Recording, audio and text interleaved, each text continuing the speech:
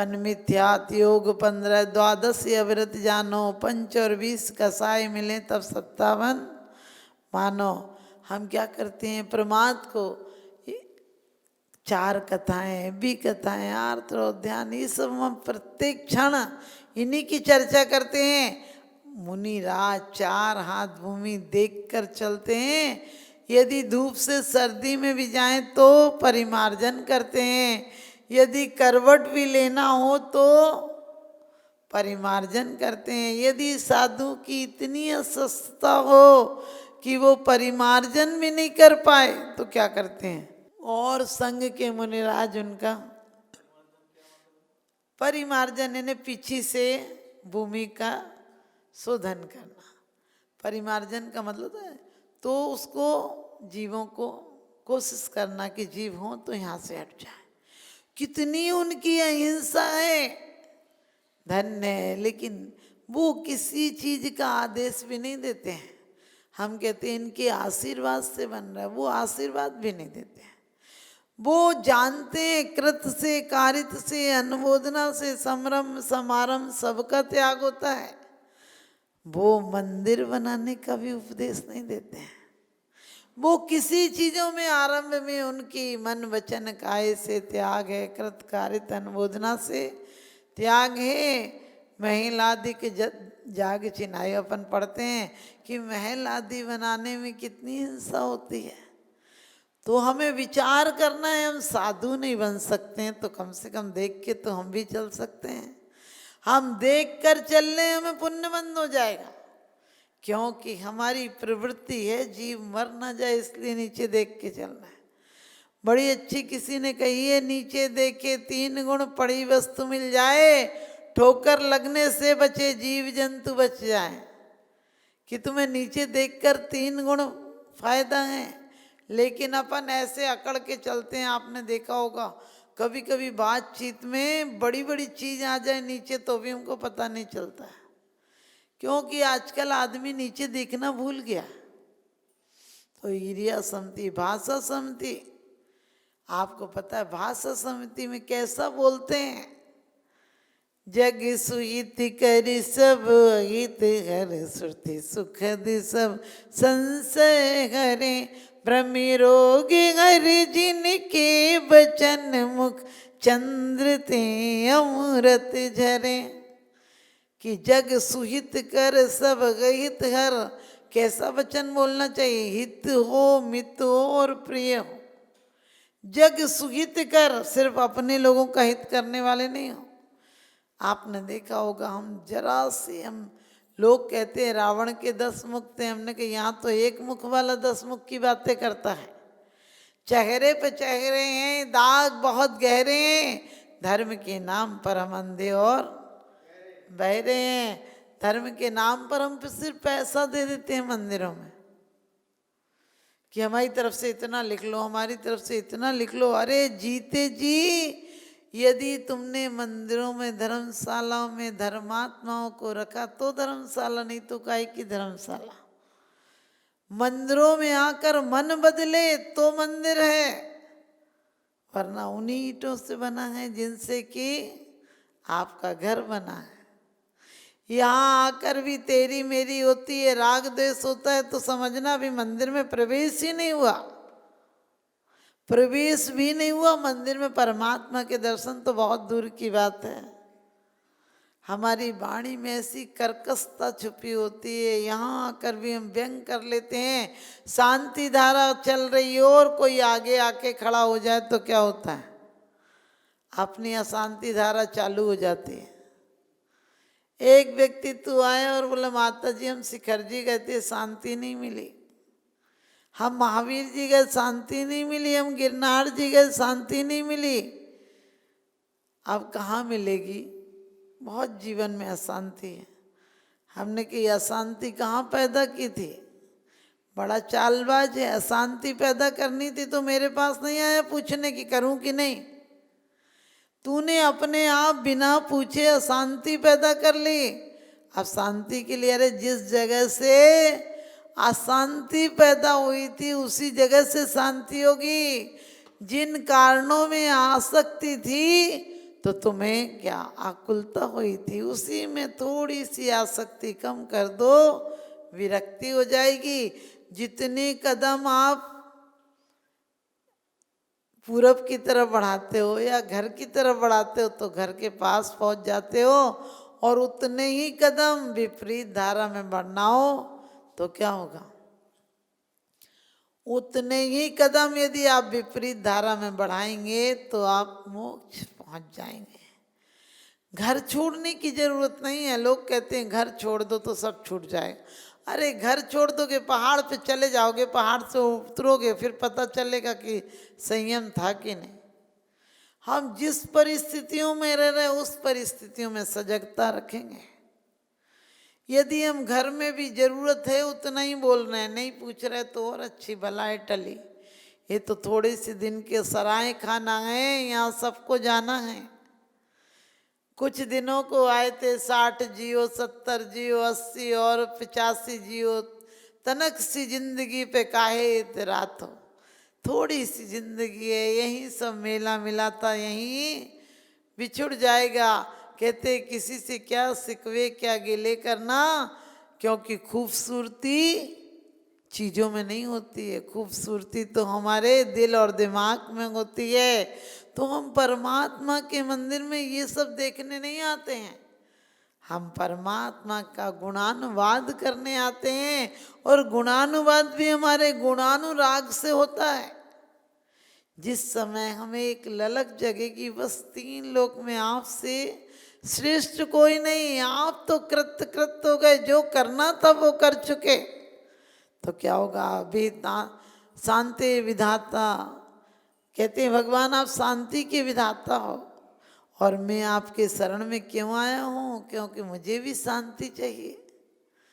बहुत अच्छी बात कही है। स्वदोष शांता भीतात्म शांति, शांति विधाता शरणाम गता नाम भूयाद भव क्लेश भयोप शांति।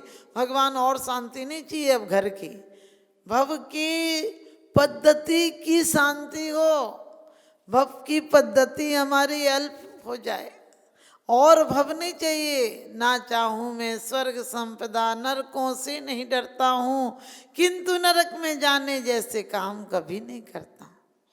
मैं स्वर्ग भी नहीं चाहता हूँ, कुतवाली दिन 4 भई फिर खुरपा और जाली, तैते चैथा वर्तन धरें, यूं परिवर्तन पूरे करें।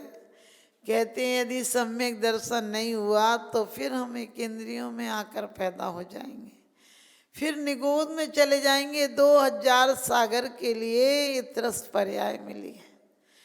सोचना, यदि 2 बार नरक में, यदि एक बार साथ में नरक में चलेगा तो दोबारा जाना पड़ता है। तो कितने 33 सागर वहाँ की आयु है, 66 सागर तो लो एक बार में निकल गए।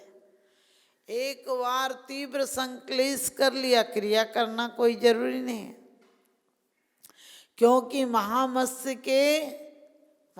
तो चाहे तो एक बार सांस ले तो कितने जीव आ जाए, लेकिन वो सोता रहता है और कान में बैठा हुआ इतना सा जीव है, तंदुल मत्स्य बोलते हैं, वो खा नहीं सकता, इतना चावल बराबर है तो क्या खाएगा किसी।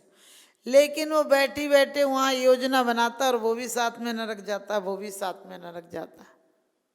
सोच कर देखना हम कितना पाप बंद कर रहे हैं दुनिया में, जिनसे मेरा कोई लेना देना नहीं है। किसी के घर में झगड़ा करा कर अपन को क्या मिलेगा, लेकिन फिर भी किसी के मरने पर भी जाते तो पूछते वो आया था कि नहीं, बोले नहीं आया था, बोले तू भी मत जाइए, उसका भी तो काम पड़ेगा। अब बताओ, वैसी आध्यात्म विकसित होना चाहिए वहाँ। मौत जैसे प्रसंगों में हम राग द्वेष बढ़ा रहे हैं, तो कह राग द्वेष करतार कथा कवहू न करीजे। जो राग और द्वेष को बढ़ाती हो ऐसी कथा नहीं करना चाहिए। फिर क्या करना चाहिए, हमें अपने आप में इतना सतर्क रहना है कि बोली हो तो जिनवाणी की हो। कम से कम 1 घंटा 2 घंटे का रोज मौन का अभ्यास होना चाहिए, क्योंकि मौन का अभ्यास नहीं हुआ तो आखिरी टाइम में भी वही घर परिवार बच्चे ही याद आएंगे, क्योंकि हम उनमें रचे पचे हैं। हमें आगम के अनुसार जो सत्य, आप लोग बोल सकते हैं ना घर परिवार में, इतना तो बोल सकते, ये चीज़ खत्म हो गई, ये चीज़ नहीं लाए, या बच्चों को समझाने के लिए थोड़ा बहुत डांट सकते हैं, लेकिन किसी का अहित नहीं हो। और मित, हम कितना अमित बोलते हैं, कितना कोई योजना नहीं होती, जरूरत नहीं होती। अब देखो मौसम होगा ऐसा, बोलेंगे आज ठंड है ना, सामने वाले को नहीं दिख रही क्या, बोले आज मौसम ऐसा है, और आप कहाँ जा रहे हैं, पूजन की डिब्बी हाथ में, तो पता है ना कि मंदिर जा रहा है। लेकिन हमें बोलने की इतनी बीमारी है कि हम बोलते जरूर हैं, हम बोलें, लेकिन हमारा बोलना भी किसी का सतपथ। आपको पता है मुनिराज के बारे में आता है कि मुनिराज से पूछा चिड़िया जिंदा है या मरी है। मुनिराज को पता था कि जिंदा है, अभी तो पकड़ी थी उंगली के सामने उसने, लेकिन मुनिराज बोल देते कि जिंदा है तो थोड़ा सा उसे इतने हाथ को बाहर से क्या पता चलेगा, दबा दोगे मर जाएगी वो। उनने कहा कि मरी है, क्योंकि पता होते भी एक जीव की रक्षा हो रही है, हमें बोल देना चाहिए, कोई दिक्कत नहीं है, क्योंकि जीव की रक्षा का भाव है। एक सेठ जी के पास, एक सेठ जी का लड़का था, बीमार था, और कहते हैं वो वैद्य जी के पास गया। वैद्य जी और सेठ जी की बहुत दिनों से ठनी हुई थी, कोई बात पे झगड़ा हो गया था, तो वैद्य ने सोचा एक ही लड़का इसका, आज बताता हूँ इसको, और उस बच्चा तो बच्चा हो। इसीलिए मुनियों की मन की उपमा नीर से किए और बालक के समान निर्विकार ठाड़े, क्योंकि बालक के अंदर विकार है नहीं, तो बालक होता है। गया गुरु वैद्य जी के पास और कहने लगा, वैद्य जी मेरी आंखों में बहुत दिनों से दिखता नहीं। वैद्य जी ने कहा आँख का पेड़ होता है, बहुत जहरीला होता है, दूध निकलता उसमें, बोले कौए का दूध डाल लो। और बच्चा किसी के साथ आया था, उसने कहा किसी को बता दोगे तो असर नहीं करेगा, बताना नहीं किसी को, और आँख का दूध डाल लिया बच्चे ने। बच्चे को कुछ ऐसी बीमारी थी कि उससे ठीक हो गया, वरना तो आँख फूटनी थी, वो तो फूटने के लिए वैद्य जी ने बताई थी, लेकिन वो ठीक हो गया। सेठ ने उसे मोहरें ला कर दी कि तुमने मेरा बेटा ठीक कर दिया। आप बताओ, सेठ जी को तो भले पता नहीं है तो उनने ला कर दिया, लेकिन वैद्य को पुण्य बंद हुआ या पाप बंद हुआ, क्योंकि वो वैद्य का उद्देश्य अच्छा नहीं था, इसलिए उससे पाप बंद होगा। अब इन प्रवृत्तियों में हमें उद्देश्य का ध्यान रखना है। यदि हम मात्र मंदिर इसलिए आते हैं कि हमें स्वर्ग मिल जाएगा, कुछ लोग कहते हैं पुण्य कमा लो, पुण्य कमा लो। हमने कि कमाई की ऐसी आदत है कि यहाँ भी पुण्य कमा लो। अरे पुण्य तो पुण्य, पाप फल माई, हरक बिलखो मत भाई, यह पुद्गल पर जाए उपज बिन से थिर नाई। कहते हैं पुण्य की पर्याय भी हर गिज कदम न रखिए, गुनाहों की राह में किसको मजा मिला है कांटों की छाव में।